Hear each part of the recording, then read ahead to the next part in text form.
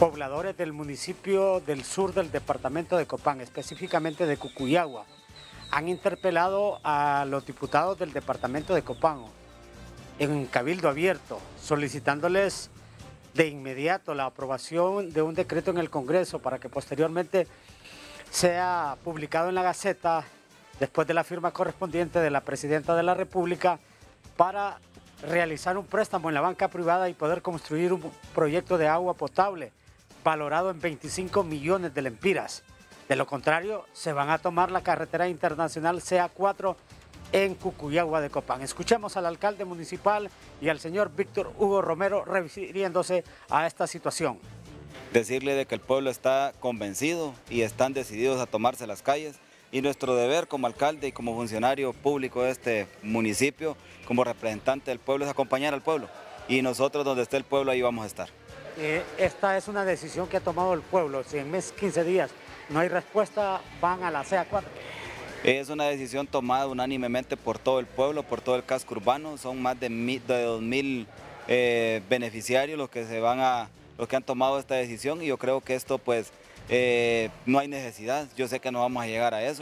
Yo siempre en mi plan de gobierno ofrecí que Cucuyagua necesitaba agua desde hace 12, 15 años atrás, y el cual ahora es una necesidad básica ya, que los municipios del casco urbano ya no pueden vivir sin ese vital líquido, y el cual nosotros nos sentimos comprometidos. Declaraciones del alcalde municipal José Esteban López y de Víctor Hugo Romero. Pobladores amenazan con tomarse la carretera en un mes, con 15 días, si no hay una respuesta positiva por parte del legislativo. Con este informe, yo retorno con ustedes a la capital de la República. Muchas gracias, Ramón Rocas, en Santa Rosa de Copán. La Cruz Roja se vio obligada a atender a los lesionados del accidente de tránsito que ocurrió esta tarde en el sector del peaje de Santa Cruz de Yojoa, porque ellos estaban precisamente en el lugar. Y esto fue lo que nos dijo la portavoz de esta institución, Araceli Ramos. Escuchemos. Así es, pues precisamente nuestro equipo estaba justo en el momento del impacto de la rastra con los dos vehículos en ese peaje, estaban trasladándose hacia la ciudad de La Ceiba, y logramos pues brindar asistencia oportuna, inmediata a las personas pues que sufrieron, ¿verdad? Hemos tratado de localizar, estuvimos haciendo trabajo esta tarde, investigación para poder localizar a las familiares de una de las víctimas, la señora Digna Frank. Ella es de origen canadiense, ella se trasladaba hacia un centro asistencial para niños con terapia de lenguaje, que estaba trasladando a dos niños precisamente de ese orfanato, ¿verdad? Entonces ya nos logramos comunicar con sus familiares para que ellos puedan hacerse presente a recogerla. Ella está en un estado pues estable, sí sufrió golpes, tiene golpes en el cuello, pero en un estado estable. Además los niños solamente presentaban también trauma por el choque que tuvieron al momento del accidente, ¿verdad? Todos estables, ninguno corre peligro pues de perder la vida, pero sí dos personas sí tienen heridas pues considerables. El accidente, de acuerdo a la versión preliminar de quienes observaron este hecho, fue producto de que tuvo desperfectos mecánicos el autobús pesado que colisionó con estas 6 automóviles que estaban precisamente esperando pagar en el peaje de la recta de Santa Cruz. Pero mi compañera Kenia Chinchilla, en San Pedro Sula, tiene más información sobre este hecho que ocurrió precisamente en horas de la tarde. Kenia, con usted.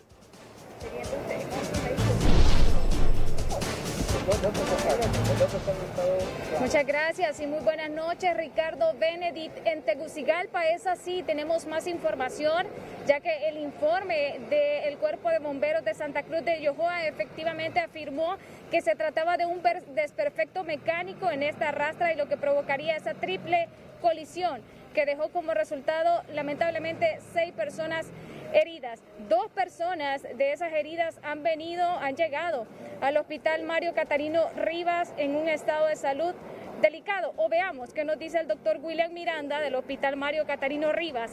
del estado de salud de estas dos personas lesionadas en este accidente en Santa Cruz de Yojoa. Doctor, buenas noches. Buenas noches. Sí, efectivamente, pues nosotros tenemos actualmente 2 personas ingresadas secundario al accidente que se acaba de realizar en Santa Cruz de Yojoa. Uno de ellos pues corresponde al nombre de Sergio Núñez, en el cual tenemos conocimiento que era el conductor de la rastra, en el cual él, por salvar su vida, pues tuvo que salir, tuvo que tirarse, así lo que refieren los compañeros de trabajo que lo estaban acompañando del tráiler, y tuvo unas traumas faciales bastante importantes, haciendo que él tenga un trauma cráneoencefálico severo y múltiples fracturas faciales. En este momento pues el servicio de cirugía general ya lo evaluó, en el cual descartó trauma torácico y abdominal en este momento, que sea de urgencia para ser intervenido quirúrgicamente, pero actualmente tiene un trauma craneoencefálico severo, en el cual el servicio de neurocirugía en este momento, le está haciendo el manejo respectivo tanto de protección de la vía aérea como de su estado de conciencia. ¿El estado de la otra persona, doctor? El estado de la otra persona pues corresponde a Domingo Castro, de 22 años de edad. Este paciente pues aparte de su accidente pues tuvo un trauma cráneoencefálico leve, en el cual tuvo una leve pérdida de la conciencia y múltiples contusiones a nivel de cara, ocasionando varias heridas que en este momento pues también el servicio de neurocirugía lo va a mantener con vigilancia neurológica para descartar cualquier tipo de alteración a nivel de cerebro en estas próximas 24 horas, y pues el servicio de cirugía pues se descarta trauma torácico y abdominal que pueda correr riesgo para que sea intervenido quirúrgicamente. Muchísimas gracias al doctor William Miranda del Hospital Mario Catarino Rivas con este informe. El conductor de la rastra se encuentra en estado delicado de salud y no es para menos, ya que la rastra tomó fuego, y según el informe de bomberos es que habría maniobrado varias veces porque se le fueron los frenos. Y qué trágico, bueno, difícil este accidente que se ha ocurrido en Santa Cruz de Yojoa. Vámonos ahora con más información con nuestro compañero Omar Valenzuela hasta Ciguatepeque. Buenas noches, Keneki. Buenas noches, Kene Chinchilla. Gusto saludarle desde la ciudad de Ciguatepeque. Hemos abordado al embajador Emmanuel Pineda, embajador de Francia en nuestro país. Justamente hemos hablado sobre esta firma de convenio de jóvenes contra el cambio climático, justamente este día realizado en Ciguatepeque. Que lo que subrayé hace rato cuando hablé es que todos tenemos que actuar, no solo los gobiernos, sino también la sociedad civil, las alcaldías, las regiones, y todos tenemos que redoblar esfuerzos para conseguir la meta de mantener la temperatura bajo el aumento de temperatura de aquí a 2030, de aquí al final del siglo, debajo de 1.5, y ahorita no estamos en muy buen camino. Hubo hace poco, como lo saben, en Glasgow una conferencia de las partes de todos los estados que están comprometidos en materia de lucha contra el cambio climático, y se hicieron nuevas promesas, nuevos compromisos para bajar las emisiones de gases con efecto invernadero, pero aún no es suficiente y hay que redoblar esfuerzos. Bueno, escucharon ustedes al embajador de Francia justamente con estas acciones que esperamos que sean concretas por diferentes instituciones acá en Ciguatepeque, sobre todo por la academia, en este caso la Universidad Nacional de Ciencias Forestales.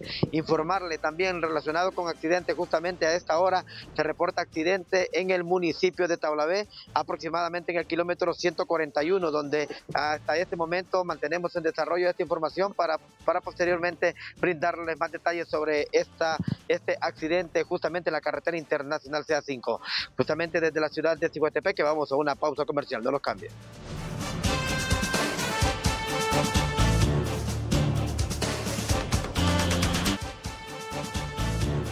Sobre el fideicomiso sector salud, comunicado al pueblo hondureño. Como se ha dicho que se cancelaron o cancelarán todos los fideicomisos que el gobierno tenía porque eran una fuente de corrupción, queremos por este medio dar a conocer públicamente en forma sucinta el origen, funcionamiento y resultados del fideicomiso que el Ministerio de Salud suscribió con el Banco de Occidente desde el año 2013. En julio de ese año, sin que nosotros lo solicitáramos, buscáramos o lo pidiéramos, el doctor Salvador Pineda, ministro de Salud de aquel entonces, nos escribió una carta en la cual nos comunicaba que el presidente de la República, don Porfirio Lobo Sosa, en Consejo de Ministros había decidido crear un fideicomiso para la compra de medicamentos del Ministerio de Salud y encargar al Banco de Occidente de administrar dicho fideicomiso. Pero el doctor Luis Felipe Lardizábal, yerno del licenciado Jorge Bueso Arias y miembro del Comité de Medicamentos, le había contado a él de la corrupción generalizada en la compra de medicinas en dicho ministerio que había llevado hasta el asesinato de un jefe de almacén y de un contador, relacionados con la compra, recibimiento y manejo de las medicinas compradas o supuestamente compradas, porque tenían la intención de denunciar públicamente los actos de corrupción que habían comprobado. Por ello, cuando nuestro presidente, el licenciado Jorge Bueso Arias, presentó a nuestra Junta Directiva la carta del ministro de Salud, que ya que nosotros en el Banco de Occidente siempre criticábamos y hablábamos de combatir la corrupción, esta era nuestra oportunidad de hacerlo directamente. Cuando informaron a nuestro presidente que en la primera compra que hicimos en octubre del 2013, por valor de 300 millones de lempiras, le habíamos ahorrado al gobierno, o sea, al pueblo hondureño, más de 180 millones de lempiras, al comparar los precios que meses antes pagaban el Ministerio de Salud y el Hospital Escuela. Decidimos hacerlo público en conferencia de prensa, así como hicimos pública la segunda compra que realizamos y en la cual se logró otro fuerte ahorro. Así el fideicomiso fue creado con un equipo de gente muy capacitada en su campo y sobre todo honesta, equipo que fue el que se encargó de las compras, manejo y entrega de las medicinas y equipo médico. La Secretaría de Salud a través del fideicomiso realizó compras de medicamentos, insumos y equipo médico quirúrgico, material y equipo odontológico, consumibles de laboratorio, insecticidas, larvicidas por un valor de 7.493 millones de lempiras aproximadamente, las cuales se recibieron en sus bodegas con el acompañamiento de la auditoría interna del banco en el 100% de las recepciones. El fideicomiso percibe otro ingreso en concepto de multas, ejecuciones de garantías bancarias por incumplimiento que nunca antes se habían cobrado, más los intereses que el banco le paga al fideicomiso sobre los fondos que el Ministerio de Finanzas le ha transferido mientras se recibían y aceptaban las medicinas compradas. La Secretaría de Salud pagó la comisión fiduciaria de estos otros ingresos, resultando una utilidad de 39.400.000 lempiras durante este periodo. Es decir, la administración del fideicomiso fue sin costo alguno para la Secretaría de Salud. El fideicomiso venció en enero de este año. Si el fideicomiso no se ha renovado, no será por actos de corrupción, será por otra u otras causas. Desde que venció venimos pidiendo al gobierno a quién, dónde y cuándo entregar el alto volumen de medicamentos que el fideicomiso tiene y a quién entregar el saldo del fondo que ha venido manejando.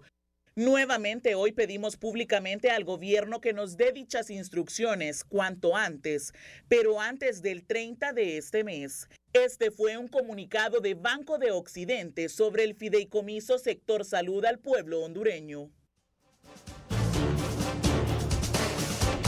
Esto es Lo Último en Noticias.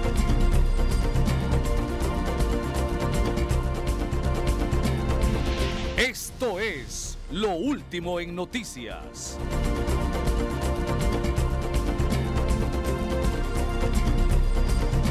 Esto es Lo Último en Noticias. Buenas noches, televidentes de Noticieros. Hoy mismo, en el Boulevard Fuerzas Armadas, producto de la fuerte lluvia y de lo mojado que está el pavimento, un autobús de la ruta urbana se ha volcado. Un autobús de la ruta Carrizal Universidad.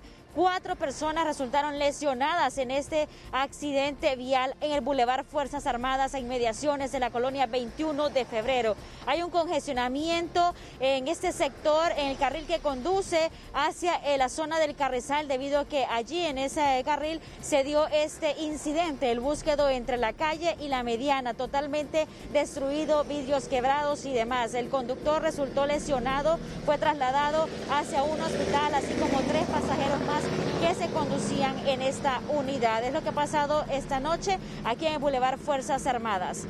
También en diferentes hechos policiales de este día, la Fuerza Nacional Antimaras y Pandillas capturó a un miembro de la pandilla 18, supuesto extorsionador, así lo ha presentado este día. La captura fue en el barrio El Centro de la capital y al momento de su captura se le decomisó dinero en efectivo. Los operativos se dieron debido a que ya tenían denuncias de que esta persona estaba cobrando la extorsión a diversos transportistas y también comerciantes en este sector del barrio El Centro. Por último, también se dio un hecho violento en la colonia Villavieja. 2 hombres fueron asesinados dentro de la habitación en la que se encontraban en una cuartería. Hasta ahí llegaron desconocidos y les dispararon en reiteradas ocasiones. No se sabe aún el nombre ni la edad de esas personas, ya que las autoridades de medicina forense llegaron al lugar para hacer las indagaciones respectivas y hasta este momento no han brindado los nombres de las víctimas que quedaron boca abajo, tendidas en el suelo de esta habitación. Había unos testigos que manifestaron ver a alguna persona que salió del lugar y que iban con pasamontañas al momento de ingresar a esta cuartería, donde murieron 2 hombres con textura delgada, aún sin saber el nombre ni la edad. Estos son los hechos violentos que se han dado esta tarde-noche en la capital. Vuelvo con ustedes.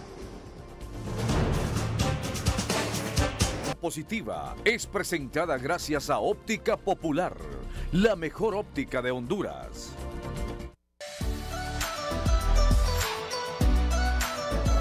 Muy buenas noches, televidentes de Noticieros Hoy Mismo. Desde San Pedro Sula les tenemos la noticia positiva. Me acompaña José Enríquez, quien después de quedarse sin empleo ha decidido emprender en el negocio de la repostería. José, cuéntanos más de su emprendimiento. Pues en el tiempo de COVID yo me quedé desempleado, así que busqué una manera de cómo generar ingresos, porque como todo ser humano tenemos deudas y cosas. Gracias a mi prima, quien vive en San Marcos de Colón, Choluteca, me dio la idea de hornear panes y ella me compartió la receta y ahora los hago. Pan de banano, pan de zanahoria, y comencé también a hacer los pies de limón, que son una exquisitez, se los recomiendo a todos. Por apoyo de mi mamá también y mi novia Ana Gabriela, hemos estado haciendo crecer el negocio y cada vez que hacemos pedidos tenemos una gran cantidad de pedidos, se los recomiendo. ¿Cómo se llama el emprendimiento? ¿Cómo lo encontramos en redes sociales? Estamos en Instagram, The Dreams Avenue-HN.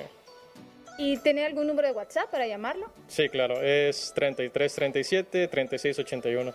Muy bien, muchísimas gracias, José Enríquez. Mire, se ha dedicado al negocio de la repostería, le va muy bien, dice, son pasteles deliciosos y esos postres usted los puede adquirir si se comunica con él, y también apoyamos a nuestros emprendedores. Él es José Enríquez, nuestro emprendedor, y nuestra noticia positiva de hoy. Continuamos con más información.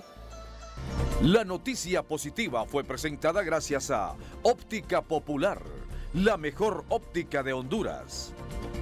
La mejor cobertura sobre los hechos que nos importan, que dominan nuestras emociones, que cambian el mundo y cambian nuestras vidas. Hay muchas noticias todos los días, pero lo más importante son las historias detrás de las noticias, y la gente siempre es y será el centro de las historias. La información, la orientación, el diálogo, las distintas opiniones con los protagonistas que toman decisiones son importantes, pero la sensibilidad, la solidaridad y la gente es lo que cuenta. Un aplauso, por favor. Muy bien, excelente. Gracias a Dios. 30-30, un compromiso con Honduras.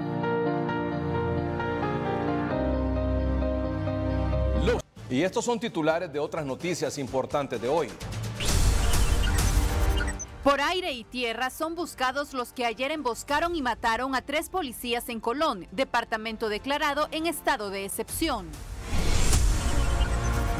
Con el número 91-441-54 registraron como detenido a Juan Orlando Hernández en el Centro de Detención Metropolitano de Brooklyn, Nueva York, Estados Unidos. Personal en primera línea inicia segunda semana en paros, exigiendo salarios atrasados y firma de nombramientos. Por fin, el gobierno ya está aplicando la segunda dosis de refuerzo a los mayores de 60 años, una propuesta en la que ha venido insistiendo Noticieros Hoy Mismo. Con aumento de hoy, el diésel continúa superando el precio de gasolina superior y alza a combustible seguirá en las próximas semanas. Piden a presidenta Xiomara Castro cumplir promesa de campaña de revisar el contrato con Palmerola. Que serán despedidos anuncian a los 3.500 trabajadores de la Secretaría de Infraestructura y Servicios Públicos INSEP. Juez declara a expresidente Donald Trump en desacato por no entregar documentos a la Fiscalía de Nueva York. Este es su noticiero hoy mismo con Edgardo Melgar. Un sospechoso fue detenido ayer por la muerte de 3 policías en una emboscada en una aldea del municipio de Trujillo en el departamento de Colón. Las autoridades ordenaron el operativo Posmura Guaymoreto en medio de un estado de excepción decretado por la presidenta Xiomara Castro para dar con el paradero de los autores de esta masacre. Los detalles a continuación. La noticia del día es presentada por Cooperativa Elga. Afíliate y gánate uno de los 50 paquetes todo incluido a Roatán. Así se mantiene desde ayer el departamento de Colón, lugar donde 3 miembros de la carrera policial fueron emboscados, atacados y acribillados a balazos. La policía ya reporta a un sospechoso detenido durante una persecución después del hecho violento. La detención de la primera persona supuesta responsable. Se le da inmediatamente asistencia médica porque esta persona se encuentra herida y estamos esperando el dictamen médico para ver si es herida de bala, herida de arma o herida de algún accidente o fue que nuestros compañeros se defendieron en su momento, pero esto no bastó para neutralizar a estos posibles delincuentes. Tras el triple crimen, hoy inició la operación Posmura Guaymoreto, vía terrestre y vía aérea, encabezada por 3 comisionados de la Policía Nacional. Tiene como elemento principal el desplazamiento de más de 500 efectivos de fuerzas especiales de la Policía de Frontera y servicios comunitarios, así como de otras unidades especiales, como de la Dirección Nacional de la Policía Antidrogas, a toda la zona del departamento de Colón y departamentos conexos para no solo lograr la identificación, detección y arresto de los hechores de este asesinato, sino que también lleva la misión de dar detención a otros miembros de otras bandas criminales en el área. La presidenta Xiomara Castro de Zelaya declaró desde ayer el estado de excepción en Colón a partir de las 9 de la noche. Instruyó a Seguridad y a la Policía Nacional restringir la circulación y fronteras de Colón, estableciendo retenes en todo el país hasta capturar a despiadados criminales. Nuestra solidaridad con familiares y policías. Preliminarmente se conoció que este estado de excepción se extendería por 10 días. Sin embargo, aún no se establecen horarios oficiales por parte de las autoridades. Es una declaración de emergencia y como tal, pues la emergencia nos faculta para que podamos tomar una decisión rápida.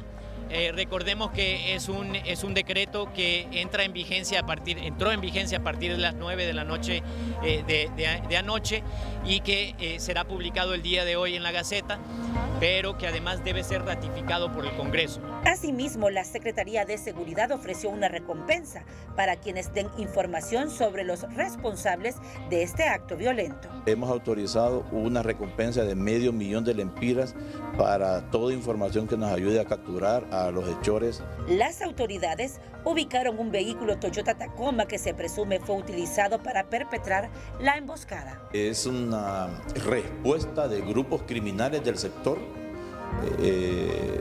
de estructuras criminales dedicadas al narcotráfico y también posiblemente a otro tipo de actividades. Los miembros de la Policía Nacional, Jonathan Josué Ramos, Juan Carlos Murillo Rivera y Jairo Marcelino Posadas, fueron acribillados ayer en la aldea Agua Amarilla en Trujillo, Colón, cuando realizaban un patrullaje. Los cuerpos de los uniformados fueron retirados de medicina forense en San Pedro Sula y serán trasladados hasta la capilla de la Secretaría de Seguridad en la capital, donde se les realizará una misa de cuerpo presente para luego ser velados y sepultados en Olancho, Valle y La Venta del Sur en Francisco Morazán, respectivamente. Claudia Almendares, Noticieros Hoy Mismo.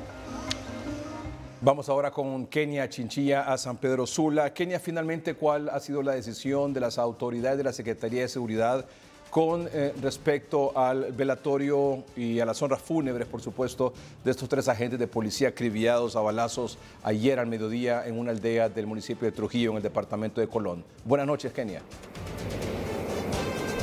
Muy buenas noches, licenciado Edgardo Melgar, televidentes de Noticieros Hoy Mismo. Pues en efecto, ante esa decisión, se decidió que ya los cuerpos de los policías asesinados fueran trasladados ya a su lugar de origen, donde ellos mismos solicitaron ser enterrados. A las 4:30 p.m. se trasladó el cuerpo del policía Jairo Marcelino Posadas hacia Nacaome Valle.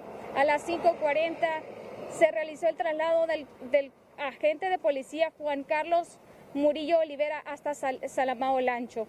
Y a las 6:15 se realizó el traslado del agente de policía Jonathan Ramos hacia la aldea El Algodonal, municipio de La Venta, Francisco Morazán. Se tenía pues preparado que fueran hacia Tegucigalpa, sin embargo, por el tiempo que estuvieron aquí en San Pedro Sula, que fueron más de 12 horas, ya los familiares en sus lugares estaban esperándoles un poco desesperados. Así que ya van camino hacia sus lugares de origen, donde les darán cristiana sepultura.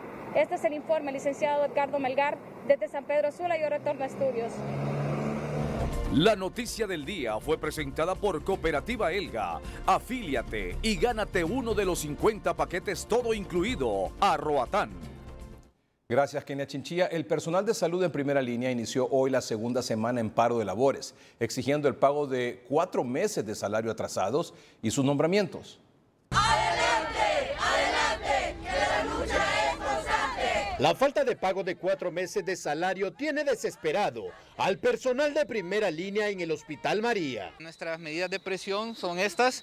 Estamos en asambleas informativas en este momento, pero al cumplir los 15 días que terminan este lunes que viene, vamos a tener que tomar otras medidas si esto no se resuelve. No hemos recibido nuestro pago, estamos buscando préstamos por todos lados, estamos solucionando, agarrando de donde venga todo, ¿verdad? En el Hospital Mario Mendoza, la paciencia de los empleados se agotó y de forma parcial paralizaron las atenciones. Nos han pedido paciencia, pero yo creo que después de 4 meses ya el hambre no puede tener paciencia, ya las deudas que han contraído nuestros compañeros no pueden tener paciencia, ya los están desalojando de sus casas y es necesario que el gobierno haga efectivo estos pagos para suspender este tipo de acciones. En enfermería, 1.700 empleados del sistema sanitario no han recibido salarios y mucho menos acuerdos de trabajo permanente. Son más de 1.700 enfermeras auxiliares las que no han recibido el salario correspondiente del mes de enero a la fecha. Las autoridades sanitarias han hecho 4 promesas de pago y de asignación de acuerdos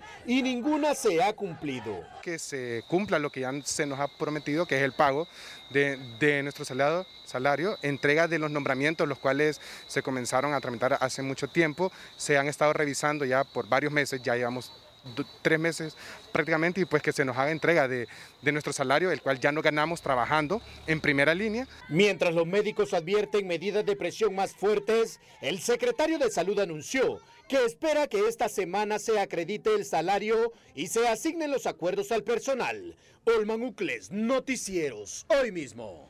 Insostenible se ha vuelto la situación para el personal en primera línea en los hospitales públicos en el norte del país y en general en todo el país, que exigen a la Secretaría de Salud a diario les pague estos 4 meses de salario atrasados. Estos 4 meses son enero, febrero, marzo y abril, y que les firmen sus nombramientos. José Luis Herrera tiene más detalles.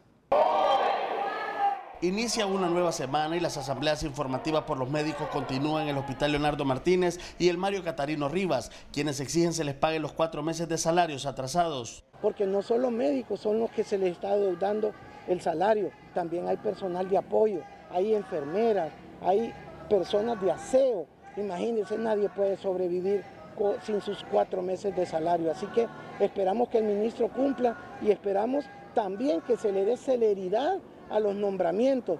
El personal de salud espera que el secretario de Salud, José Manuel Mathieu, cumpla con las promesas que esta semana comenzará a ser efectivo los salarios atrasados. Lamentamos mucho de estas acciones, ¿verdad? Pero ya son 4 meses que los compañeros de contrato no reciben su salario, asimismo también los compañeros que estuvieron en primera línea, pues sus acuerdos no han salido, solo son promesas y tenemos meses de estar oyendo las mismas promesas y vemos que el proceso no camina, no adelanta. Las asambleas informativas en los hospitales Leonardo Martínez y el Mario Catarino Rivas se han extendido a 10 horas, mismas que continuarán hasta que se les cancelen los salarios atrasados y se firmen los acuerdos para el personal de salud. José Luis Herrera, Noticieros Hoy Mismo. Y esto dijo hoy el secretario de Salud, el doctor José Manuel Mateo. Miren, en cuanto a la gente que tiene los acuerdos, yo vuelvo a insistir, yo quisiera que ya estuvieran pagándoles a todos. Y este fin de semana se cargaron alrededor de 4.000 acuerdos más, pero tienen que entender que nunca en la historia, yo creo que de Centroamérica o más, se había nombrado tanta gente de un solo. El gobierno pasado dejó para nombrar alrededor de 16.000 personas, cuando el personal total de la Secretaría eran 23.000, entonces no es fácil hacer todo ese trámite y cuando además está mal hecho, porque le ponían plazas de médico a gente que no tenía título, le ponían salarios el doble de lo que es la base salarial y Servicio Civil rebota eso, personal administrativo que no fue primera línea metido en esto, entonces obvio, yo creo que a veces detrás de protestas también hay gente interesada para que en el relajo, en el desorden, no se percate uno de los errores.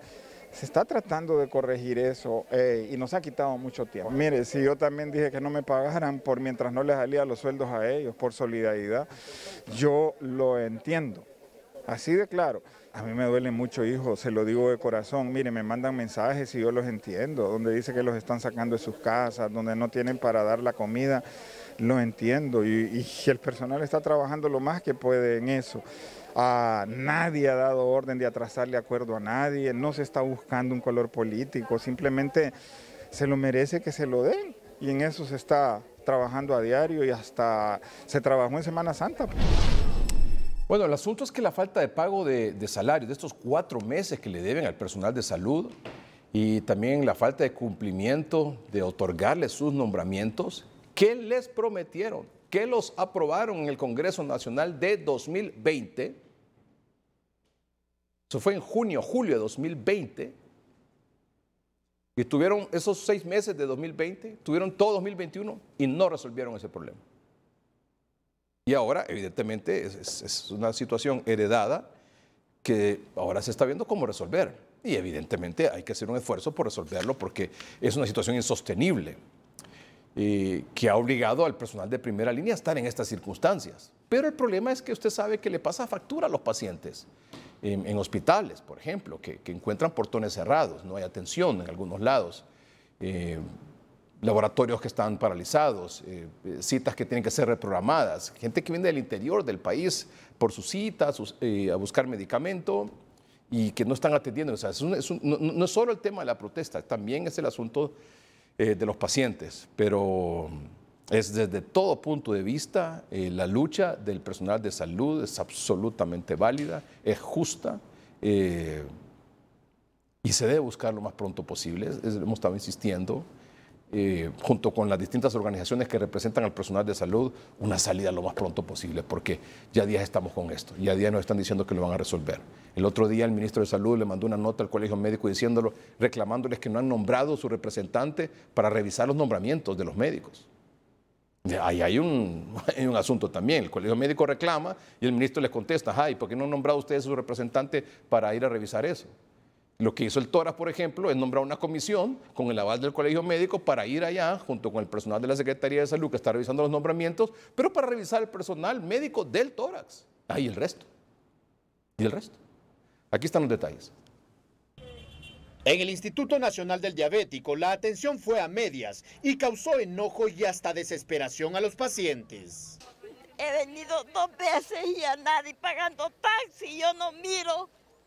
Son unas papadas. ¿Desde dónde viene, madre? De Río Abajo. De Río Abajo. ¿Qué le han dicho?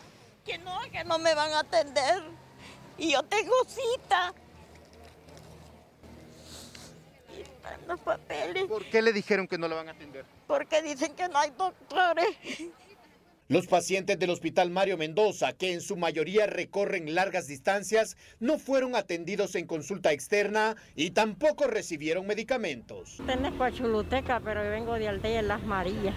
¿Venía por atención o por medicamentos? Sí, venía a reclamarle medicamentos a una hija mía. Que ella no se los toma, ella no duerme en la noche, andaba loqueando. Entonces no podemos comprar el medicamento, por eso estamos acá y no es justo que nos dejen así, no me la puedo llevar para la casa así, porque se me puede morir en la casa de un paro o algo. Entonces necesitamos que nos atiendan. En el Hospital El Tórax, los pacientes de diversos puntos del país no recibieron consulta externa y se marcharon a casa sin medicamentos y con reprogramación de cita. Y oscureábamos a las 4 de la mañana para ser de los primeros, ¿va? Y resulta que ya nos dijeron ahora que ya no había consulta con el médico, no hay médicos trabajando. La paralización parcial de labores del personal de salud es por el atraso de pago de 4 meses de salario y la falta de asignación de acuerdos permanentes de trabajo. Olman Ucles, Noticieros, hoy mismo. Como todos los lunes nos acompaña la doctora Silvia Portillo, patóloga, epidemióloga y catedrática de la Universidad Nacional Autónoma de Honduras. Doctora, ¿qué opina de esta situación? No, pero la situación está claramente definida, ¿verdad? Yo entiendo que el señor ministro explica, pero el asunto es que el hambre no se explica, la paciencia se acabó. Las deudas no esperan. Las deudas no esperan. El crédito ya se acabó. No, y además son dos problemas. Lo que pasa es que no hay que confundirlos. Mire, el asunto de los nombramientos, eso ya supuestamente CNA lo revisó. La persona encargada, que es el licenciado Menocal, él dijo públicamente que ya estaba terminado. Entonces, ¿qué es lo que procede? Entonces, ese es el punto, que no hay una claridad del mensaje.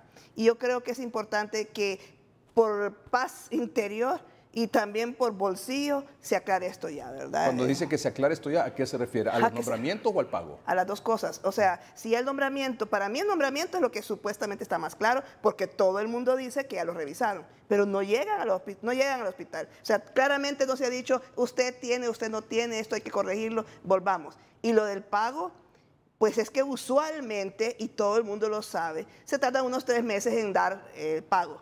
Pero ya van por los 4, entonces ¿qué se va a hacer para acelerar esto? Y no es asunto solamente de echarse la pelota, ¿verdad? Que entre finanzas y salud. Hay que definirse y poderse sentarse. ¿Qué van a hacer estos dos para dar el dinero y depositarle unas cuentas de cada una de estas personas? Y este personal de salud que le deben estos 4 meses, yo los veo ahí en sus lugares de trabajo, sí, ¿verdad? Que hacen esta suspensión de labores por horas, pero finalmente están ahí atendiendo a los pacientes, ¿verdad? No, y mire, le voy a decir una cosa, yo quiero aclarar también que en el tórax la gente llega en la mañanita, los médicos llegan en la mañanita, seleccionan a los pacientes que pueden estar muy graves o que tienen y los otros que son de seguimiento, pacientes conocidos, estables, se les da su medicamento y su receta. ¿Y usted, doctora, va a integrar esa comisión del tórax que va a participar junto con la Secretaría de Salud en la revisión de los nombramientos del personal médico del tórax? Sí, 2 personas. Al principio habíamos postulado 6 personas, eso fue lo que nos autorizó el Colegio Médico, pero la Secretaría consideró que 2 personas con antigüedad, que somos permanentes, somos las llamadas a revisar, hacer las revisiones complementarias, ¿verdad? ¿Y cuándo va a comenzar esa revisión? Pues mañana nosotros nos estamos dirigiendo con mi colega, ¿verdad? La cirujana. ¿Mañana martes? Mañana martes. ¿A qué hora? A las 8 de la mañana. ¿A dónde? En la Secretaría de Salud del nivel central. ¿A dónde es eso? Con el licenciado Nelson Menocal, ya tenemos nuestra nota. ¿Eso es en el centro, eso? Es en el centro, sí. Y entonces nosotros ahí... ¿Y ahí qué es lo que van a hacer? Ahí lo que vamos a hacer es comparar el listado que tiene el tórax, el listado que fue aprobado, revisado de la gente de primera línea, que efectivamente trabajó en la primera línea, que fue enviado y que quedó inconcluso porque en la gestión pasada, pues por algún motivo dejaron al tórax por último, ¿verdad? Entonces yo no quiero mencionar más. Sí, por supuesto. Bueno, el asunto es que usted dice que, pero ¿es todo el personal de primera línea o solo los médicos? Nosotros solo vamos a ir a revisar los médicos porque la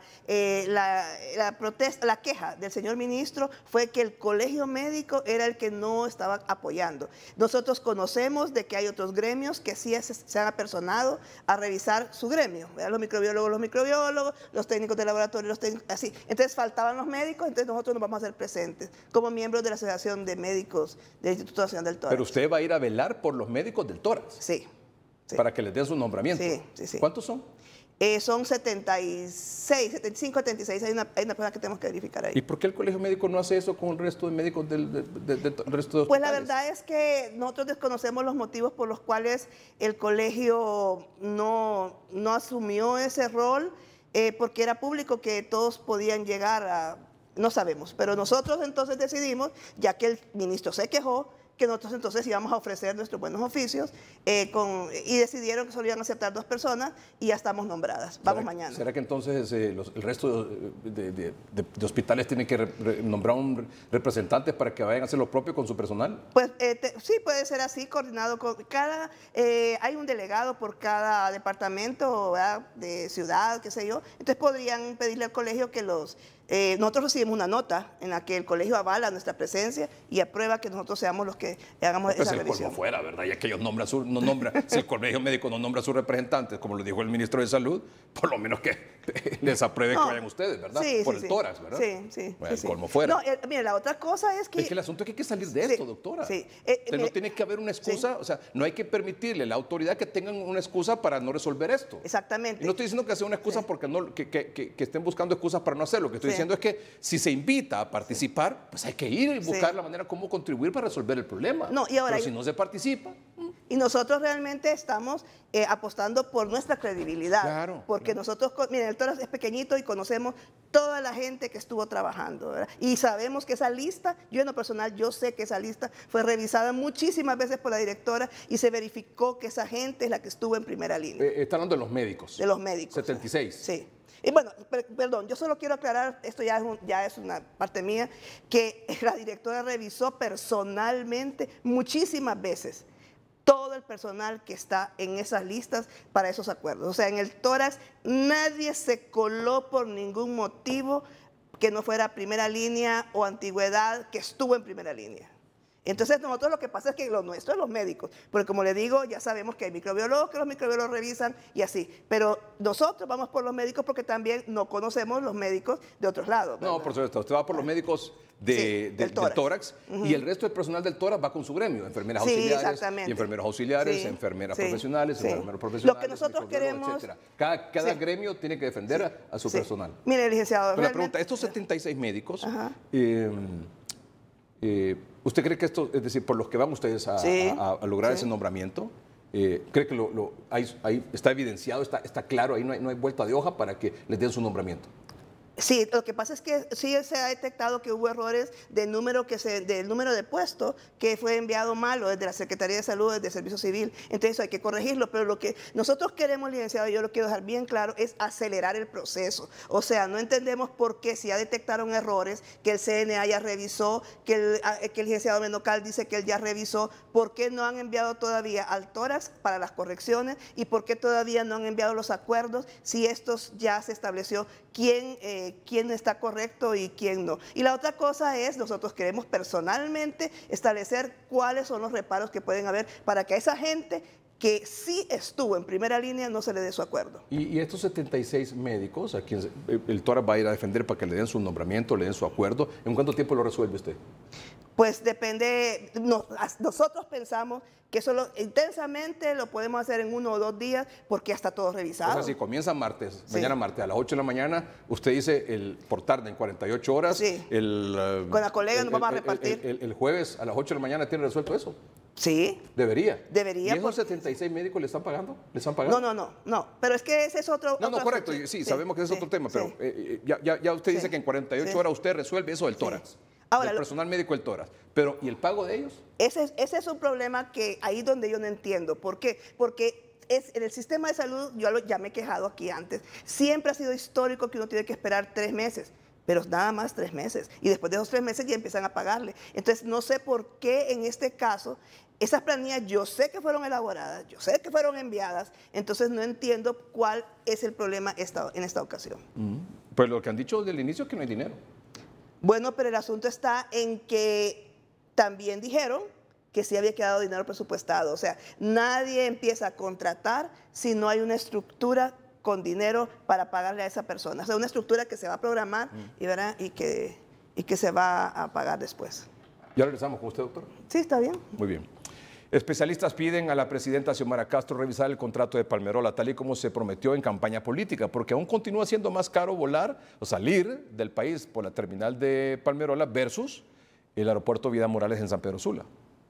Comparativo de precios, American Airlines saliendo de Palmerola a Miami $227 la temporada baja, saliendo de San Pedro Sula en la misma aerolínea $167. United Airlines saliendo de Palmerola a Houston encuentra boleto de $365 a $454, saliendo de San Pedro Sula $210. Spirit Airlines saliendo de Palmerola a Houston encuentra boletos desde $368 a $429. Spirit saliendo de Palmerola a Miami $152, mientras Spirit saliendo de San Pedro Sula son $140. Todavía siguen siendo más baratos los vuelos que salen de San Pedro Sula comparado con Palmerola. El día de hoy hice una revisión con la fecha actual hasta el 5 de mayo que tiene vigencia por ser temporada baja. Especialistas aseguran que los impuestos en Palmerola son más altos. Tiene $5 más caro el impuesto de Palmerola con respecto a los demás aeropuertos y eso hace que los boletos aéreos también lo sean así. Hasta el momento se mantiene en secretividad cómo opera Palmerola, cuestionan expertos. Y si no hay una auditoría, no se podrá saber con exactitud en qué se ha invertido ese dinero por parte de la empresa EMCO-PIA. Así que urge tanto la revisión de contrato como también la auditoría forense. Especialistas coincidieron que la presidenta Xiomara Castro debe revisar el contrato a Palmerola como lo prometió en campaña. Jackie Redondo, Noticieros, hoy mismo. La presidenta Xiomara Castro sancionó decreto que derogan la reforma constitucional que dio vida a la Zona de Empleo y Desarrollo Económico sede. Este es un día histórico y la verdad es que yo puedo decirle al pueblo hondureño, misión cumplida. Esa propuesta de defensa a nuestra soberanía, el tratar durante estos pocos días que tenemos de gobierno, creo que vamos 85 días aproximadamente, nos hemos dedicado a desmontar una dictadura que se estableció durante 12 años. Una dictadura donde se crearon leyes que afectan nuestros recursos naturales, nuestra soberanía, leyes que violentan los derechos humanos. Yo quiero decirle al pueblo hondureño que no es fácil y que no ha sido fácil. Por otro lado, este fin de semana, el expresidente y asesor presidencial actualmente, Manuel Zelaya Rosales, prácticamente fulminó la propuesta del designado presidencial Salvador Narrala de sembrar marihuana con fines de generación de empleo y exportación. Cerró el debate sobre ese tema. Aquí están sus declaraciones. Suficiente. Mire, la presidenta de Honduras ha tomado una decisión muy firme.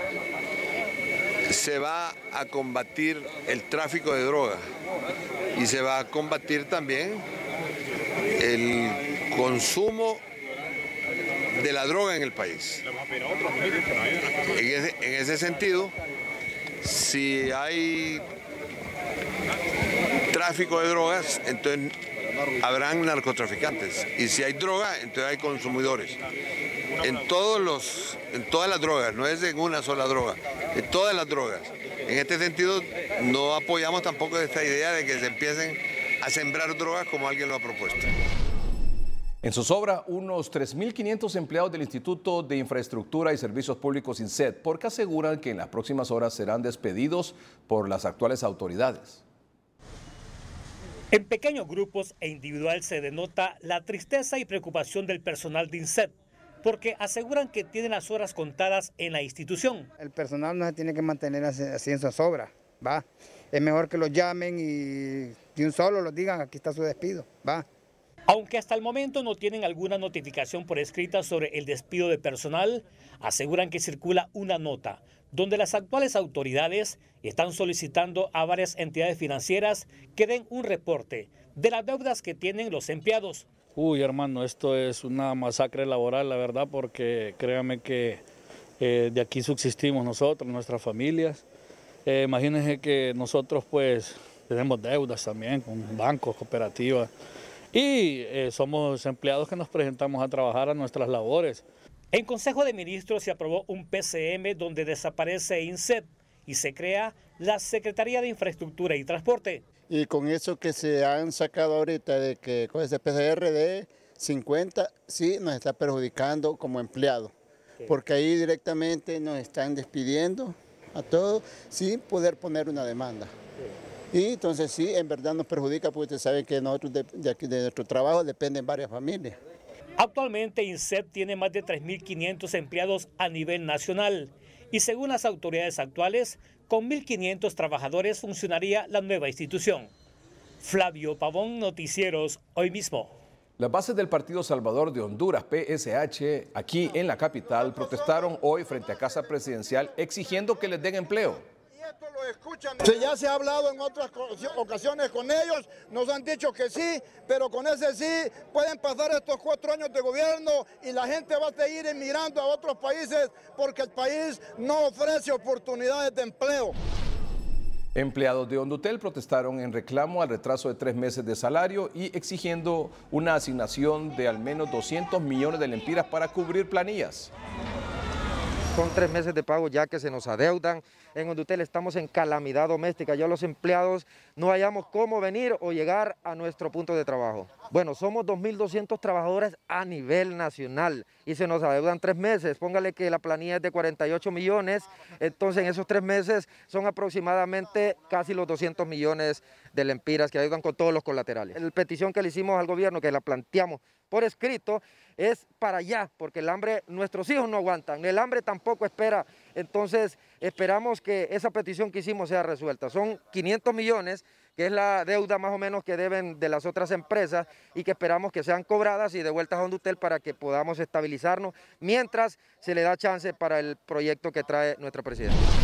Vamos a un corte comercial. Cuando regresemos, el expresidente Juan Orlando Hernández ya tiene número de registro en esta cárcel, centro de detención metropolitano en Brooklyn, en Nueva York. Es el número de registro 91441-054. Volvemos.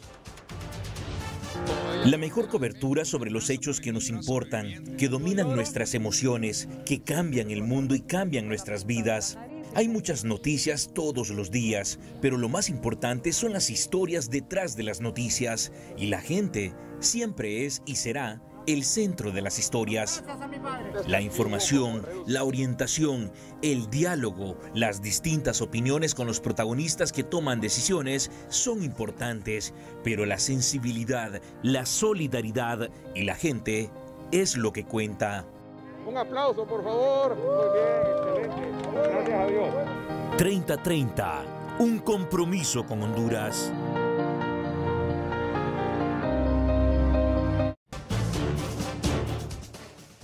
El centro de detención metropolitano de Brooklyn, donde se encuentra el expresidente Juan Orlando Hernández y estará ahí, según lo ha indicado el juez, hasta que termine su juicio, ya lo ha identificado con número de registro. El número de registro de Juan Hernández Alvarado es el 91441-054. Edad 53 años. Es de tez blanco, sería, ¿verdad, doctora? Blanco. Porque la traducción dice carrera, pero debe ser blanco, ¿no? Sí. Sexo, hombre, ubicado en Brooklyn.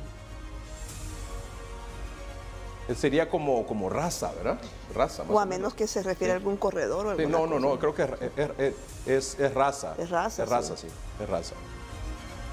Ese es el resultado usando el número que ya ha sido identificado en el Buró Federal de Prisiones en Estados Unidos.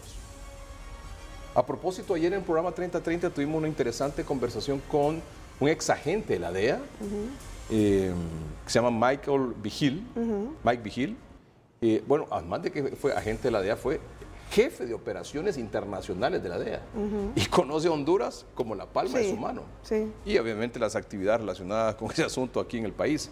¿Tuvo la oportunidad de ver la entrevista? Sí, no, y además que yo le he seguido la pauta aquí al señor Vigil, porque realmente él tiene mucha experiencia, muchos años, y muchas de las cosas que él fue diciendo se han ido cumpliendo. ¿Qué fue lo que más le llamó la atención de la entrevista? Lo que más me llamó la atención, bueno, que lo trató con mucha confianza en primer lugar, pero en segundo lugar, que él es muy objetivo y muy claro en establecer cuál es el procedimiento que se va a seguir y el resultado que se va a tener, ¿verdad? Aquí están los detalles de las declaraciones quizás más importantes que destacamos a continuación. Esto va a ser un efecto de dominó. Entonces, como digo, esta es una conspiración muy amplia. Entonces, los fiscales federales, yo creo que van a hacer más acusaciones formales, van a haber más solicitudes de extradición. Entonces, no va a parar con Juan Orlando ni con su hermano. Entonces, ahora están revisando evidencia, desarrollando evidencia. Entonces, va a haber más personajes que van a caer sobre de esta conspiración de Juan Orlando Hernández. ¿Cómo se explica que si el señor Hernández y el expresidente Hernández estaba siendo investigados desde 2004 hasta 2022 se presenta una solicitud de extradición? Porque se trata de esto, que muchas de estas investigaciones son de largo plazo, no se pueden desarrollar así en una manera así rápida. Aparte de eso, era difícil para que la DEA investigara a Juan Orlando Hernández y a su hermano, porque estaba Juan Orlando como presidente del Congreso y luego entró a la presidencia por 8 años.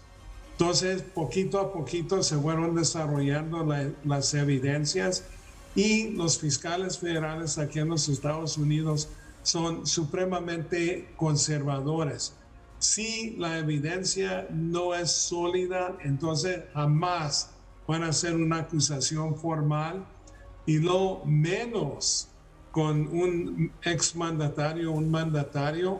Si la evidencia no es hasta más sólida para un personaje como Juan Orlando Hernández, nunca van a hacer la acusación formal.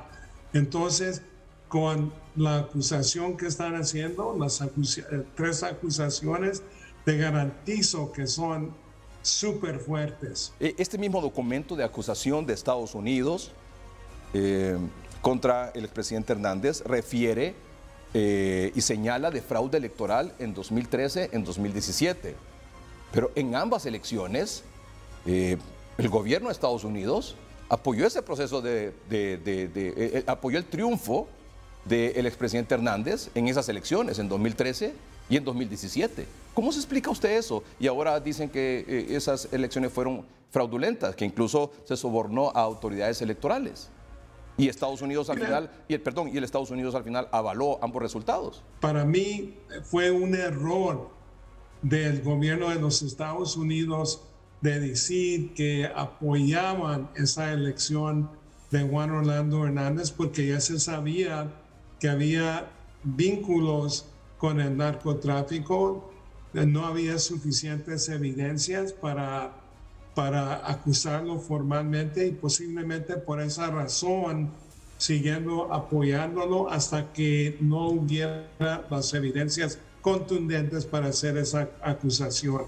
Cuando usted hace referencia a que las evidencias son súper fuertes, ¿qué significa eso? Eso significa que las evidencias son contundentes. Entonces, yo creo que los defensores de Juan Orlando Hernández, que son buenos, pero van a tener sus problemas defendiendo al exmandatario con las evidencias que existen. Si usted manifiesta que estas evidencias son súper fuertes, ¿cuál cree usted que va a ser el resultado del juicio? En mi opinión personal, yo creo que lo van a hallar culpable el jurado, y en mi opinión, otra vez, es que le van a dictar una condena perpetua, así igual como su hermano. El expresidente Hernández, como usted lo sabe, don Mike, ha referido y ha sostenido que esto se trata de venganzas de narcotraficantes que han sido extraditados durante su gobierno y que además pretenden negociar una reducción de penas acusándolo a él. ¿Qué impresión le causa esa declaración o ese argumento del expresidente Hernández? ¿Qué opina de eso? Bueno, el argumento no tiene mérito, porque sí hay varios testigos que tienen antecedentes, que tenían vínculos, por ejemplo, con Juan Orlando Hernández y su hermano. Entonces, ellos han declarado contra de él. Pero se trata de esto, que aquí en los Estados Unidos no nomás tomamos la palabra de un narco, nosotros tenemos que averiguar de lo que están diciendo es verdadero. Entonces, en este caso hay muchos testigos independientes que dicen la misma cosa. Narcotráfico, corrupción y violencia. Pero también, Edgardo, hay testigos que no tienen antecedentes criminales. Y entonces, en los juicios aquí en los Estados Unidos, nunca vas a tener a un sacerdote que va a tener conocimiento de una conspiración criminal. Los únicos que pueden declarar y que tienen conocimiento de carteles o el crimen organizado van a ser otros criminales. ¿Qué futuro le ve a esa solicitud de fianza en el caso que la presente la defensa?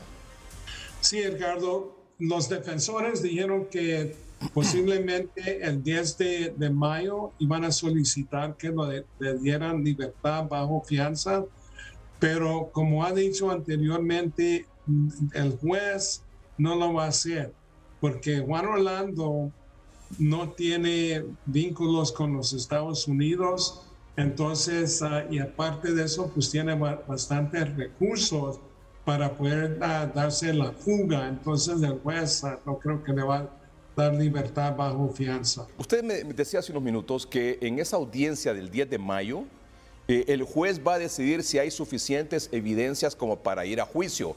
¿Usted cree que el juez va a decidir qué?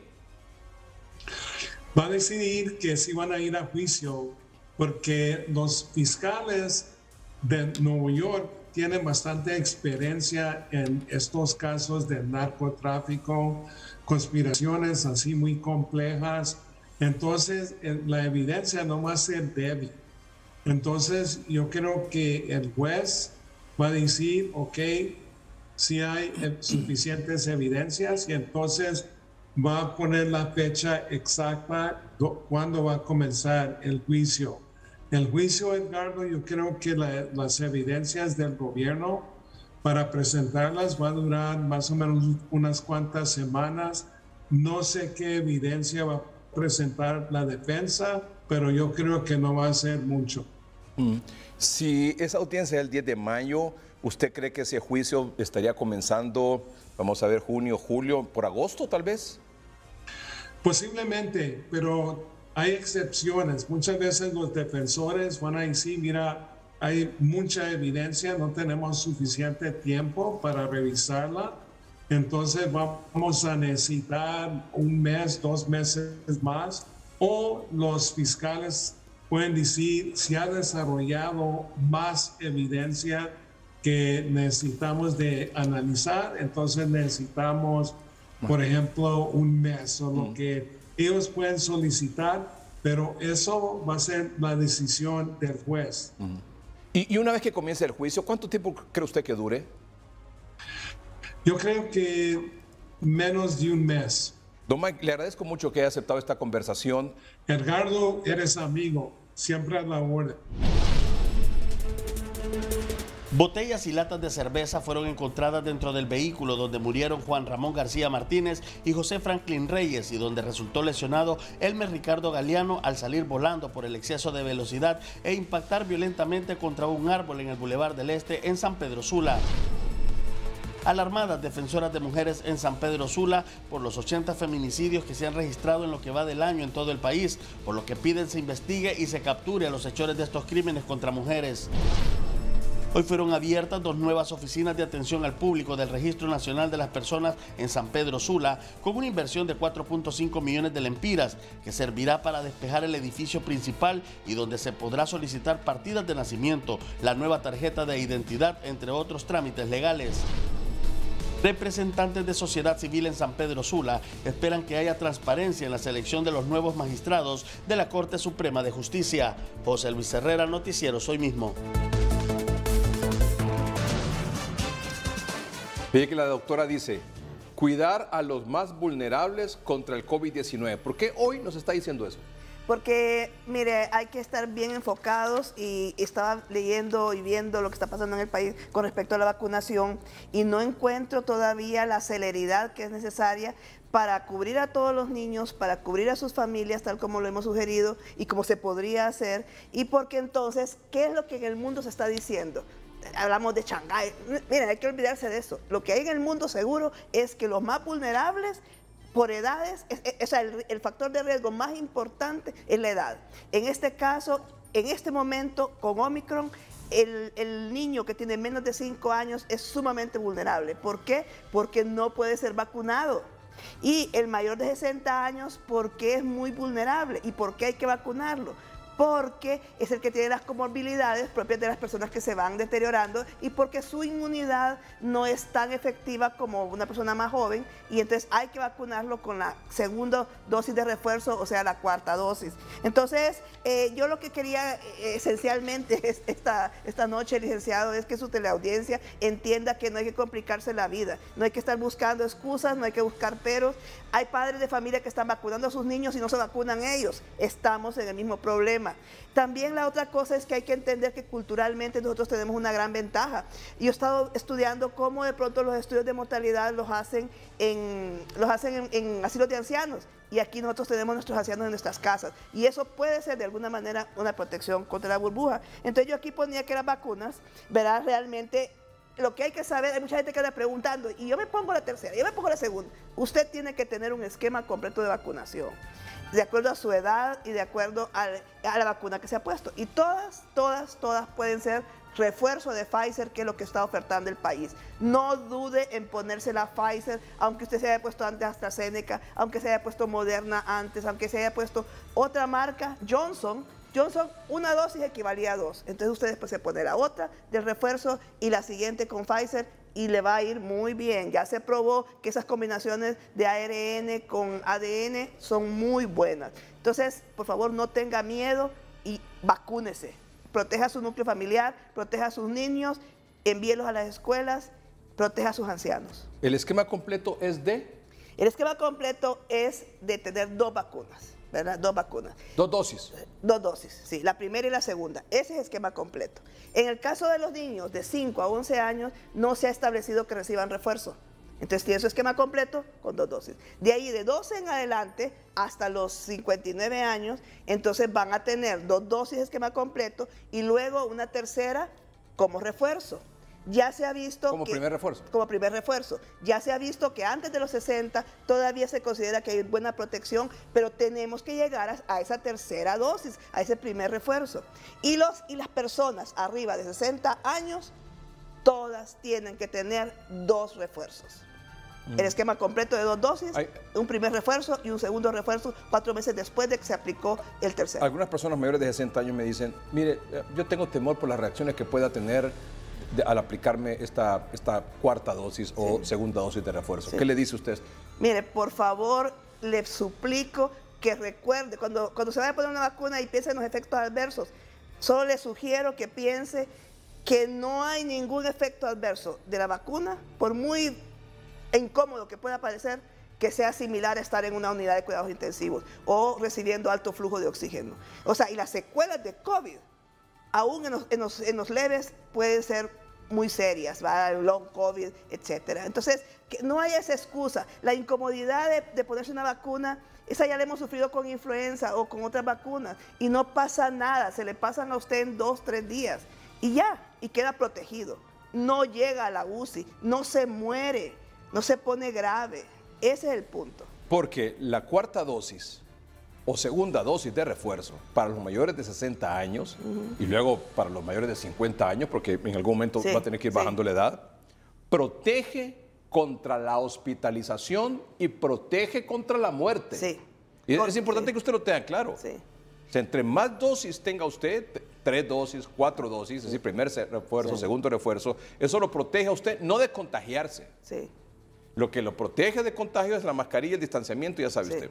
Pero lo que sí le protege las 3 dosis o las 4 dosis es que usted vaya a dar un hospital y que usted se vaya a morir. Sí. Sí, o sea, miren, lo de la competencia de las defensas ya se ha visto, ¿verdad? Pfizer lo dice, porque ellos son los que más han estudiado en Israel esto, que usted tiene antes de 60 años y todavía puede considerarse protegido si llega a la tercera dosis, al primer refuerzo. Pero a mí me preocupa que yo veo ese vacunómetro y hay una grandísima cantidad de personas que no llegan a la tercera dosis. Y oigo gente en ese rango de edades que se rehúsan, dicen, ay no, qué incomodidad, de todas maneras. Por favor, llegue a la tercera dosis. Y si usted tiene más de 60 años, llegue a esa cuarta dosis, porque su inmunidad, sus defensas no se superan, se van bajando rápidamente. Usted la necesita y eso ya se ha probado.